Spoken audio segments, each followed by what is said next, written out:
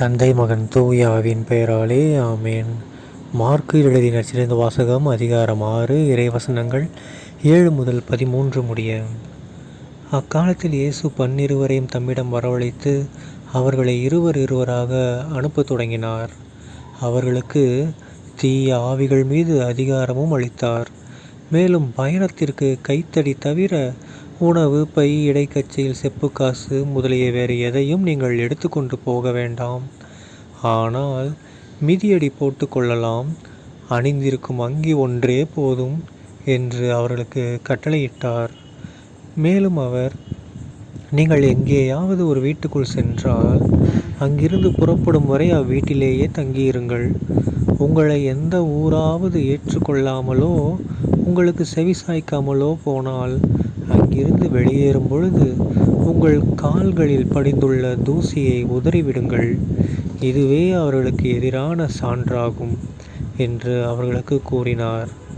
அப்படியே அவர்கள் புறப்பட்டு சென்று மக்கள் மனம் மாற வேண்டுமென்று பறைசாற்றினார்கள். பல பேய்களை ஓட்டினார்கள். உடல் நலமற்றோர் பலரை எண்ணெய் பூசி குணப்படுத்தினார்கள். ஆண்டவரின் அருள்வாக்கு. கிறிஸ்துவே உமக்கு புகழ். அன்பார்ந்த சகோதர சகோதரிகளே, இன்று பொதுக்காலம் 15ஆம் வாரம் ஜூலை 14ஆம் தேதி 2024ஆம் வருடம் ஞாயிற்றுக்கிழமை. இன்றைய நற்செய்தியில் பாருங்கள், நம்ம இயேசு கிறிஸ்து ஆண்டவர் வழக்கம் போல் தன்னுடைய சீடர்களை ரெண்டு பேராக அனுப்பி என்ன சொல்கிறாரு, நிறையா பவர்ஸை கொடுக்குறாரு. அதே மாதிரி நீங்கள் போகும்போது எல்லாத்தையும் தூக்கிட்டுலாம் போகாதீங்க, ஓகேங்களா? ஸோ அங்கே ஒரு வீட்டுக்கு போகிறீங்கன்னா அந்த வீட்டில் என்ன கிடைக்குதோ அதை சாப்பிட்டுக்கிட்டு அங்கேயே தங்கிக்கோங்க.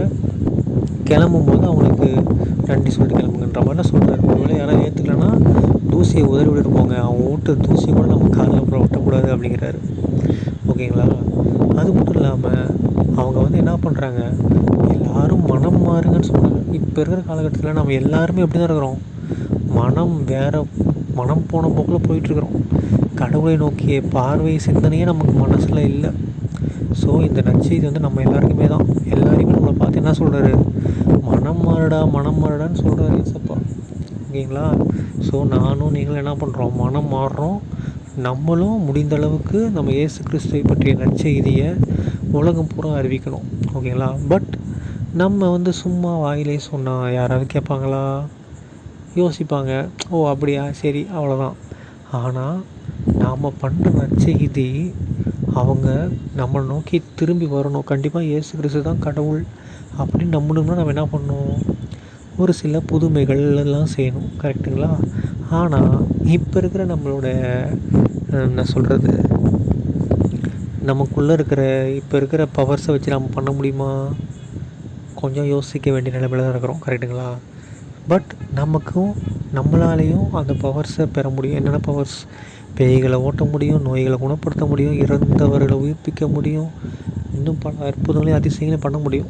ஏன்னா அந்த காலத்தில் சீடர்கள் பண்ணாங்களே, இயேசுவின் பெயரால் வச்சு பண்ணாங்கள்ல, அப்போ நம்மளும் முடியுமில்ல, ஓகேங்களா? ஸோ நம்ம முதல்ல என்ன பண்ணோம், பாவத்திலேருந்து வெளியில் வந்துட்டு கடவுளை நோக்கி ஜெபம் இயேசுகிட்ட வேண்டிக்கிட்டோம் அப்படின்னா அவர் நமக்கு தூய ஆவியின் கொடைகளெல்லாம் கொடுத்தம்போது நம்மளால் என்ன பண்ண முடியும், இந்த மாதிரி பற்பல அற்புதங்களும் செஞ்சு நற்செய்தியை அறிவிக்க முடியும். ஸோ நம்ம வழக்கமாக ஆட்டோமேட்டிக்காக என்ன பண்ணிடுவாங்க மக்கள் எல்லாம், நம்ம இந்த மாதிரி அற்புதங்கள் செஞ்சு நோய்களெல்லாம் குணப்படுத்தி பேயெல்லாம் ஓட்டி அவங்களோட கஷ்டங்களுக்கெல்லாம் ஒரு தீர்வு வழங்கி அப்படிலாம் பண்ணோம்னாலே என்ன நடக்கும், அவங்க ஆட்டோமேட்டிக்காக கிறிஸ்துவ மதத்துக்கு மாறிடுவாங்க. கடவுள் நம்ம கொடுத்த வேலையை நம்ம கரெக்டாக செஞ்ச மாதிரி, ஏசப்பா சீரியல் அனுப்புனார் இல்லையா, அவங்க கரெக்டாக செஞ்ச மாதிரி. ஒருவேளை அவங்க பாவத்தோடு இருந்தாங்கன்னா அந்த அற்புதங்கள் செய்ய முடியுமா? முடியாது. அற்புதங்கள் செய்ய முடியலன்னா மக்களை மனமாற்ற முடியாது. அப்படி பண்ணணும், இவங்க கடவுள் கொடுத்த ஏசப்பா கொடுத்த கடமையை செயல்படணும். ஸோ இதுக்கு எல்லாத்துக்குமே நம்ம என்ன பண்ணுவோம், தூய்மையானவர்களாக இருந்தோம்னா கண்டிப்பாக தூய ஆவியின் துணை கொண்டு நாம் இந்த எல்லா அற்புதங்களையும் நம்ம செய்ய முடியும்.